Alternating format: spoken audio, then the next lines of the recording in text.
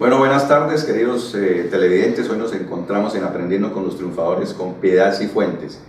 Piedad Cifuentes es una líder oro de nuestra compañía Oriflame, nuestro aliado estratégico. Y vamos a hacerle esta entrevista el día de hoy, dándole la bienvenida a Piedad. ¿Cómo se siente Piedad aquí en nuestro programa Misión Éxito? Muy buenas tardes, Carlos. Pues me siento muy contenta y muy honrada de que me hayan invitado. Y pues espero que todo lo que conversemos en este rato pueda ayudar y pueda darles luces de pronto para sus vidas también. Bueno, muy bien, Piedad. De verdad, este es un programa realmente que hacemos semanalmente, que es de emprendimiento, y sabemos que usted es una persona, primero, muy profesional, y segundo, que su vida ha sido una vida de constante crecimiento. A mí me gustaría saber de dónde nació Piedad. Yo soy ocañera, pero ya santanderiana de adopción porque llevo más de 30 años viviendo aquí en Bucaramanga. ¿Y a qué edad llegó aquí a Bucaramanga? ¿A qué edad? ¿Y por qué? Bueno, ya me van a calcular los años. Yo llegué a Bucaramanga cuando iba a cumplir 18 años y me vine a estudiar ingeniería industrial en la UIS. Y terminé mis estudios, me fascinó Bucaramanga y me quedé. Pero usted vino con todas las comodidades a Bucaramanga a estudiar, me imagino que en el sur, perdón, de la ciudad, en un buen barrio. ¿Cómo le tocó? Bueno, pues yo pienso que llegué como llega muchísima gente de provincia. Yo la verdad no conocía absolutamente nada de Bucaramanga. Hace más de 30 años pues la situación, la ciudad era de pronto para mí era desconocida. Yo llegué con muchas carencias en ese momento. Llegué a compartir habitación con otra niña en una pensión, en una casa, pues viviendo del giro que me enviaban de la casa. Viví digamos que en la puerta de la UIS, ahí en el Caballo de Bolívar. Ahí viví toda mi carrera y un poquito más, viví 9 años exactamente. 9 años. Y me imagino que eso para una persona, especialmente que viene, digamos que de un pueblo en esa época, ¿no? Sí, tenía que ser muy duro. Pues sí. El cambio, ¿cómo fue ese cambio? Para mí fue muy fuerte, porque yo venía de mi casa de mi mamá, o sea, de las protecciones de mi mamá, de los cuidados de mi mamá. Bueno, con una situación económica tampoco era muy, digamos que, era muy bien escasa cuando yo me vine de mi casa, pero con un sueño grande, y era que quería ser profesional, someterme pues a las cosas que de pronto iba a vivir aquí. Lo primero era mucho miedo, yo era muy temerosa en ese entonces, miedosa, era muy tímida también. Y eso también, llegar a vivir con otras personas que uno no conoce, a compartir genios con personas que uno no conoce, y a vivir también, enfrentar una serie de exigencias que la UIS pues me representaban para mí, de las cuales yo no estaba preparada, o más bien me di cuenta cuando llegué aquí que no estaba preparada, que estaba como en desventaja con el resto de las personas que estudiaban conmigo. Pues eso para mí se me hizo una cantidad de circunstancias difíciles, pero que gracias a Dios se me presentaron, porque las tuve que sortear y sortearlas sola. Cuando uno está solo, pues le toca a uno enfrentar, y ya no hay quien le responda a uno. A veces cuando uno vive con los papás y en esa edad pequeña, uno pues cualquier situación sale y le dice al papá ayúdeme, y lo ayudan, y aquí ya no había nadie. O sea, o soluciona o soluciona, y si se quedó sin plata para comer, pues acuéstese y no coma, y levántese mañana a ver, ¿sí? Entonces, y había que sortear muchas cosas que en ese entonces fueron complicadas, pero que hoy en día las veo como un aprendizaje que me ayudó muchísimo. O sea que ya en el camino, y muchas personas nos preguntarán ahí en su televisor, ¿por qué pregunta todo esto? Porque recuerden que este es un programa muy especializado en el emprendimiento, y a veces necesitamos saber de dónde vienen las personas, por qué toman de diferentes rumbos, por qué lograron resultados, y a veces la misma necesidad lo obliga a uno, ¿cierto? A aprender más rápido. Sí. Nosotros a veces estamos acostumbrados a aprender muy lento, pero hay gente que le ha tocado aprender más rápido. Sí. Pero ha valido la pena, son retos que vamos asumiendo en el camino, y eso hace que logremos los resultados que queremos. Y en ese camino, me dice que 9 años estuvo. Viví 9 años allá. En esa pensión. Sí. Digamos, al día de hoy, ¿cómo se ve usted siendo esa niña que era en esa época hoy? ¿En qué ha avanzado, en qué ha crecido, qué cosas ve, tiene visión mejor? Ahorita todavía no hemos entrado al tema del negocio como tal, pero ¿cómo se compara usted hoy en día a cómo era en ese momento? No, yo pienso que ha sido, si a mí me dijeran hoy que cuál ha sido mi mayor logro en la vida, yo diría que ha sido mi transformación. Yo me transformé totalmente, yo podría decir que del patito feo al cisne que me considero hoy, ¿sí? Porque a mí me cambió desde mi apariencia física, me cambió mi visión de la vida, me cambió definitivamente. Me di cuenta que, por ejemplo, ser temerosa, ser penosa no servía para nada, entonces había que acabar con eso, ¿sí? Tuve que aprender que uno tenía que enfrentarse y enfrentarse para crecer, ¿sí? A ver, y les explico. Hay circunstancias que a uno lo pueden dar duro y uno podría quedarse llorando todo el tiempo y decir que pobrecita, no tuve el conocimiento, no tuve la fortuna, o puede pararse y enfrentar las cosas. Y yo definitivamente opté por la segunda, por pararme, y hoy realmente me siento feliz, me siento una mujer realizada como profesional, como mujer de familia, como mujer, diríamos que visionaria. Yo me siento muy realizada en todos esos aspectos, y todo lo que viví creo que fue una fortuna vivirlo. Pía, en ese proceso, después de que sale de su universidad, ¿cuál fue su primer trabajo? Bueno, yo empecé a trabajar desde la universidad, ¿sí? Porque nunca tenía disponible el suficiente dinero para vivir con las cosas necesarias. Entonces tuve que aprender a trabajar. Aprendí trabajaba en muchas cosas, desde hacer manualidades y venderlas, hacía rifas, hacía trabajos. Hay gente que es más fresca que uno, entonces hay gente que no le gusta hacer los trabajos, entonces yo hacía el mío y hacía el de otro, si me lo pedía y le cobraba. Yo estudiaba en la UIS y hacía trabajo para la Santo Tomás, por ejemplo, para estudiantes de la Santo Tomás.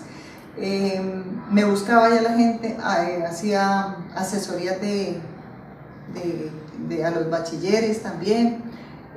Además de eso, conseguí ayudar a organizar la contabilidad en un restaurante que de pronto ustedes lo conocen, que se llama El Limonal, ¿sí? Entonces yo ayudaba a hacer la contabilidad, empecé a ayudarles cuando ellos comenzaban y a organizarles la contabilidad, y ellos me daban un subsidio de transporte.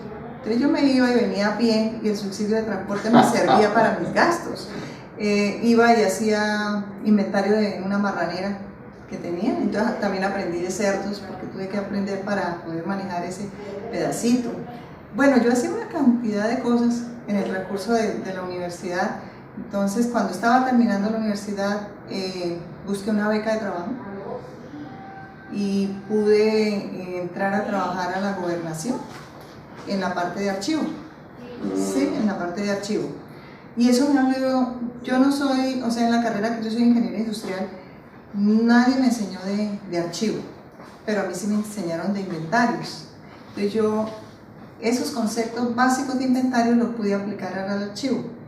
Y cuando en ese entonces no muchos sabían de archivo, pero yo sí pude como aplicar eso, y entonces como que ya la gente sabía que sabía de archivo, y me dieron una beca.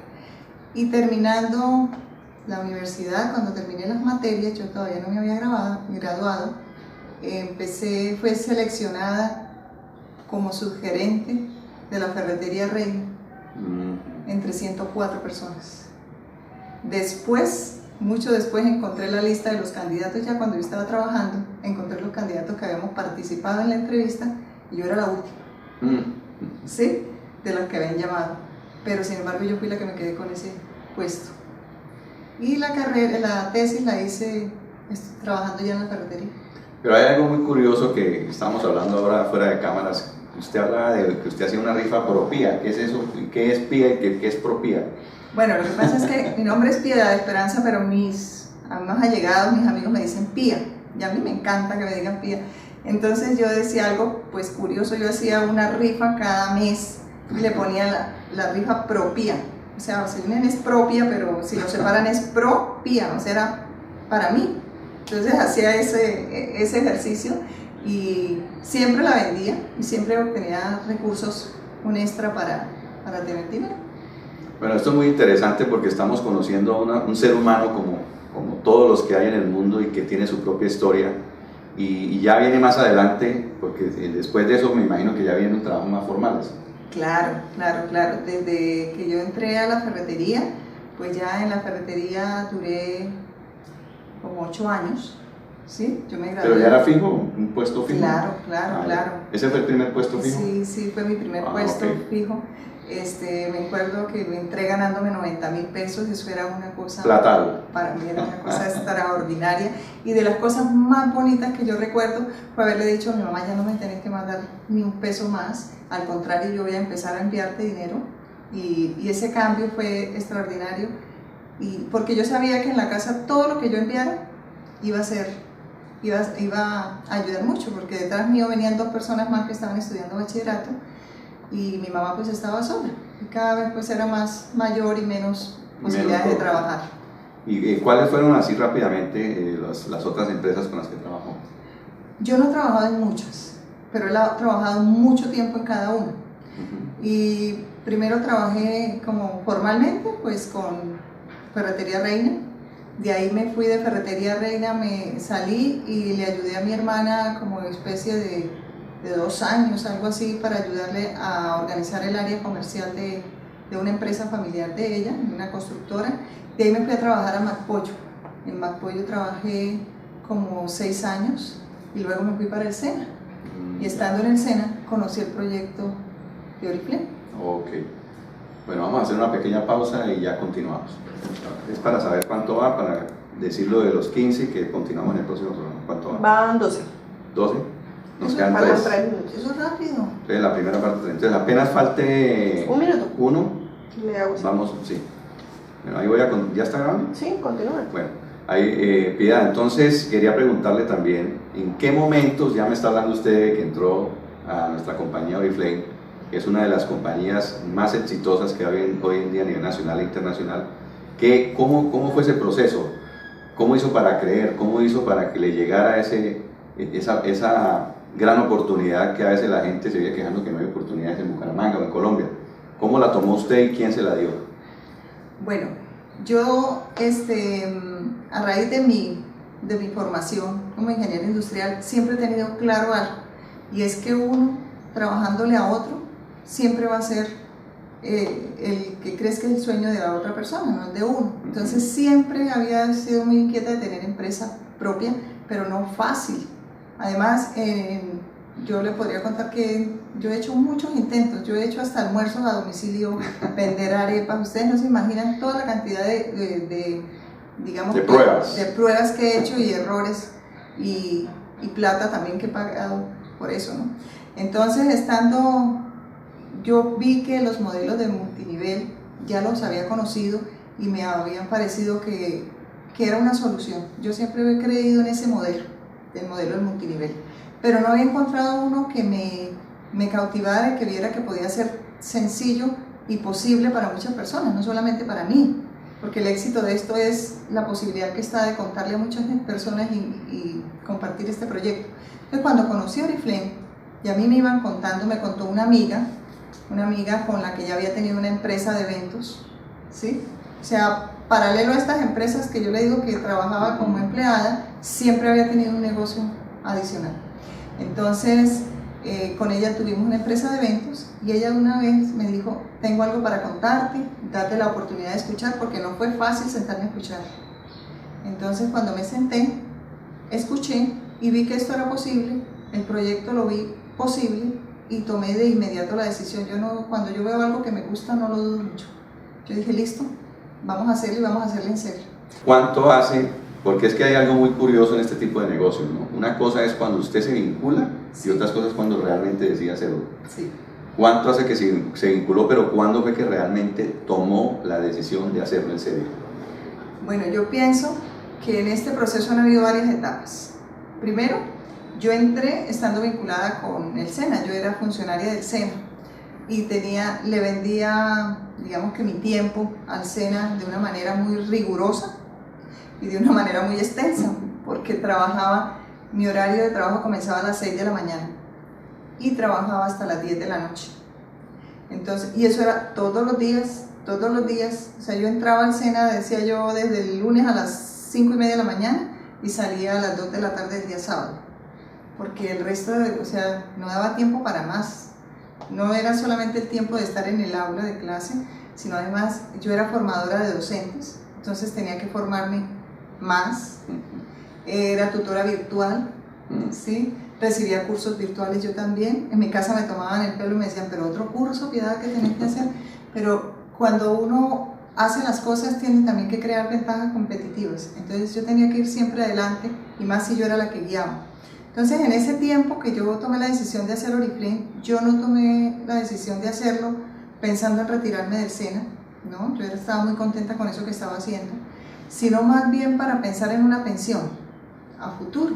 Eso era lo que yo veía en Oriflame, que aquí podía crear un ingreso que a futuro, cuando ya laboralmente pues no estuviera, digamos que acta o no fuera como atractivamente atractiva laboralmente, entonces tuviera algo de qué vivir. Así lo vi yo al comienzo.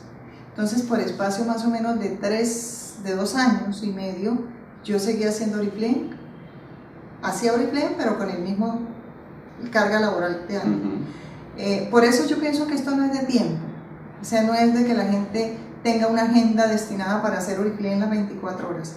Cuando uno lo quiere hacer, uno lo puede ir haciendo, no sé, buscando las oportunidades. Se saca el tiempo. Sí. Exacto. Yo dejé en el tinto de hablar de 1000 bobadas y hablaba de Oriflame.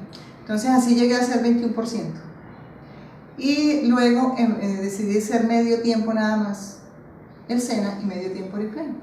Entonces en esa etapa empecé a consolidar el distinguido, el siguiente título, y luego como a los 8 meses tomé la decisión de ya hacer solamente Oriflame, es decir que yo más o menos por espacio casi de 3 años, alguito, estuve vinculada a una empresa en ese horario y haciendo Oriflame. Esa fue la primera fase.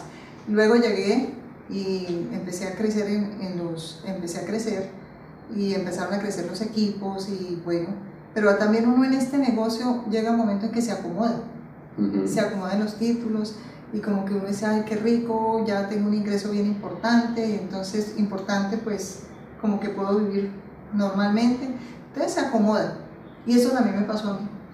Me acomodé en un título y empecé como a fresquearme, y entonces viene la etapa última, que fue por ejemplo el año pasado. Para mí fue un despertar a decir, oiga, hay muchas cosas que puedo estar haciendo y que hay que las cosas van evolucionando y este negocio evoluciona y la empresa es muy dinámica y uno a veces quiere quedarse haciendo las mismas cosas que hacía hace 5, hace 4 años y no evoluciona. Cierto. ¿Sí? Entonces me di cuenta que yo me había quedado como anclada, cómoda y que tenía que evolucionar y dar un paso adelante. Empecé a aprender en qué era lo que, a reaprender y a desaprender muchas cosas, en qué tenía yo que evolucionar, y el año pasado empecé un nuevo proceso que está dando frutos actualmente y que ya no quiero acomodarme más. Entonces, si ustedes suman todo eso, yo firmé hace 7 años y viví la primera etapa, digamos que ni sé cómo la viví porque que casi todos la vivimos, ¿sí? ¿no? Casi todos la vivimos. Pero conscientemente disfrutándome el negocio, no trabajando más duro. Quiero hacer claridad, no trabajando más duro, sino más inteligentemente. Yo diría que ha sido más o menos los últimos 15 meses. Bueno, vea, su formación y su carrera profesional, nosotros la vemos desde un punto de vista de que la ingeniería industrial es una carrera que se acomoda a todo, ¿no? Muy universal. Pero también es una búsqueda constante de herramientas. ¿Qué herramientas ha utilizado? ¿Dónde ha investigado? ¿Qué información busca para que su negocio crezca, el negocio de Oriflame del que estamos hablando? Bueno, en la formación que yo tengo técnica, lo primero que tengo claro es que yo fui preparada para crear oportunidades, para crear empresas. Como carrera profesional. Como carrera profesional. Entonces, cuando encontré esta posibilidad, yo dije, aquí me ajusto. O sea, esto está ni mandado a hacer para mí. Es más, yo digo que todos los ingenieros industriales deberíamos estar haciendo algo parecido. Cuando esto también me cayó como anillo al dedo, porque yo dentro de una de las cátedras que orientaba en el SENA era emprendimiento, ¿sí? Y yo decía, miércoles, yo como me paro a la gente a enseñarles a hacer un plan de negocios, a enseñarles a que desarrollen ideas de negocios, si yo no lo tengo la mía. Eso no era coherente para mí. Entonces esto me pareció que era genial poder irlo desarrollando. Ahora, ¿qué investigo? Yo soy muy de números, a mí me gusta mucho la estadística, por ejemplo, entonces yo vivo a la casa de todas las cosas que van ocurriendo en el mundo y que me dan esas cifras y me dan la certeza para sentirme cada vez más segura de esta oportunidad y más segura para podérsela ofrecer a otras personas.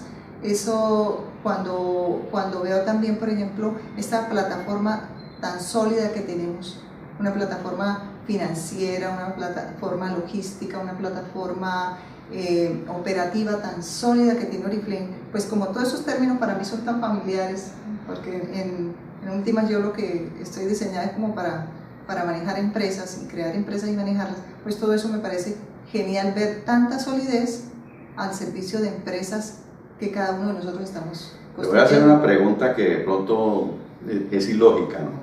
Pero ¿cómo hace para sacar la estadística de los sueños? Bueno, mira que eso también tiene mucho que ver, porque en la estadística uno puede ir midiéndole, uno tiene propósitos, ¿cierto? Y esos propósitos van encaminados a lograr sueños. Y uno los va estableciendo con metas a corto, mediano y largo plazo, ¿cierto? Sí. Entonces uno puede ver el avance que lleva uno. Por ejemplo, le voy a hablar a través de si yo quiero remodelar mi casa, por ejemplo, remodelar mi casa, que ha sido un propósito enorme. Entonces, lo primero que tengo que hacer es un análisis financiero de cuánto vale ese sueño que tengo, ¿verdad? Pero ahí usted me está hablando de usted, yo estoy hablando Sí. de dónde saca las estadísticas de los soñadores, por ejemplo. Bueno, la estadística de los soñadores la podría decir que cuando uno empieza a buscar información en los libros, ¿sí? Y encuentra tanta gente que sueña y que obtiene los resultados, pues entonces uno empieza a darse cuenta de que sí se logra si la gente pone un propósito como el sueño y trabaja por él. Y la estadística pues es más ver que sí, que mucha gente lo cumple y que cada vez que más personas sueñan, más personas lo logran. ¿Usted qué le diría a aquellas personas que se les dificulta soñar? Porque es que muchas veces nosotros utilizamos mucho preguntarle a las personas cuál es su sueño, y la gente a veces le dice un sueño que no es realmente. ¿Qué opina usted de eso? La gente, por salir del paso, todavía no ha descubierto su sueño. Es que yo pienso, Carlos, que no es fácil. No es fácil. A mí también, yo estoy en un proceso también de aprender más a soñar y a enseñar a soñar, porque a nosotros vivimos tan metidos en un mundo donde nos han prohibido soñar, la misma monotonía, lo cotidiano que vivimos, pues no nos deja soñar, entonces la gente ni sabe y se asusta cuando uno le habla de sueños. Pero yo creo que hacer que la gente sueñe es ayudarlo a imaginar, ¿sí? Ayudarlo a imaginar. Cuando la gente le dice a uno, mira, yo quiero comprar unos muebles, quiero comprar un carro, la gente lo ve así como muy lejano, lo dice de pronto a veces como para cumplir con decir algo, pero cuando uno lo ayuda a imaginar, a soñar, a que se lo crea y sobre todo a que sienta cómo podría ser su vida si tuviera ese sueño, entonces la gente ya empieza a experimentar otras cosas que lo animan a trabajar por ello, ¿sí? Pero no es fácil, yo digo que no es fácil, y tenemos que, ojalá pudiéramos tener escuelas de soñadores. De soñadores, porque cada vez es más difícil, y creo que nosotros como padres también debemos ayudar a que nuestros hijos aprendan a soñar, ¿sí? Muy bien. ¿Cuál es la proyección que pida, o cómo ve este negocio de network marketing multinivel? ¿Cómo lo ve a futuro? Estamos en un momento muy importante de Latinoamérica, de Colombia, En este momento Riplane es considerada la compañía número 1 en Europa y está pisando muy fuerte en Colombia. ¿Cómo ve a los profesionales? Porque es que a veces pasa algo muy curioso. Esto es para cualquier persona, ¿cierto? Sí. Sea profesional o sea ama de casa, o sea una persona que trabaja en una actividad común y corriente. Pero la gente cree, algunas no creen y las otras que creen dudan. ¿Cómo le diríamos a alguien que es una ama de casa que lo pueda hacer y cómo le diríamos a un profesional que lo pueda hacer? Pues yo pienso que de verdad que hay cabida para todo el mundo. Cuando la gente cree que es para él, ¿sí? Porque yo creo que los profesionales deberían ser las personas que más rápido entren a hacer esto porque tienen deben tener, creo yo, una claridad mental mayor para la parte de negocio y la parte de visión, pero a veces el título frena a la gente. Exacto. Sí, frena a la gente. Entonces hay mucha gente que sufre como algo de doctoritis o estatus. Sí, donde si no se desempeñan como el médico, entonces creen que no tienen cabida en un modelo como este. Yo creo que uno siendo profesional debería ser de mente más amplia y hacer las cosas de manera profesional. Ahora, uno puede volverse un profesional en este tipo de negocios y tiene que estudiar y tiene que prepararse y todo lo que uno trae de su vida, tanto en experiencia como conocimiento, lo que lo tienen es que hacer más grande y más amplio, ¿sí? A veces la gente que no tiene mucho conocimiento es más humilde en dejarse guiar y tiene resultados más rápido, ¿no? Alguien le escuchaba hace poco que uno debería ser humilde en aprender y noble en enseñar, ¿sí? Porque de todos estamos aprendiendo y aun cuando uno le habla a veces a un profesional, creo que si uno le habla con la información correcta, la persona toma la información y puede tomar la decisión. A veces lo que hace falta es claridad en la información, ¿sí? Claridad en la información y sobre todo que uno se atreva a hacerlo, Carlos. A veces uno también se frena porque esta persona cree uno que tiene mucho dinero, que está ganando mucho dinero, porque tiene tales títulos, no va a tomar una opción como estas. Entonces, el primero que tiene que atreverse también es la persona que está transmitiendo un mensaje.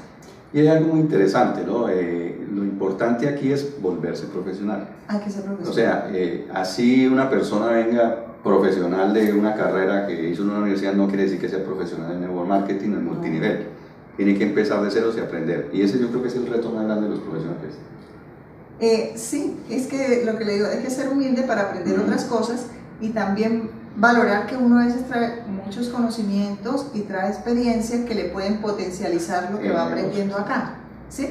Pero hay que ser humilde y también dejarse guiar. Así es. ¿Sí? Y lo mismo pasa con mirándolo desde otro punto de vista. Hay personas que entran a un negocio de estos y quieren es que todo se haga. También. Estamos mirando los dos niveles, el que es profesional que se exige mucho y el que no es profesional que no se exige nada. Exactamente. Entonces, ¿qué le diríamos a esas personas que les gusta que como que todo se lo den porque creen que esto es un plus social, ¿no? Sí. Pues yo les diría que solamente este negocio es de uno cuando uno lo toma en sus manos y lo empieza a ejecutar, ¿sí? Mientras que alguien le hace las cosas a uno, pues el negocio es de esa persona que le hace las cosas a uno. Y el negocio empieza a crecer cuando uno realmente lo asume y uno empieza a ver los cambios en los resultados y en uno mismo, ¿no?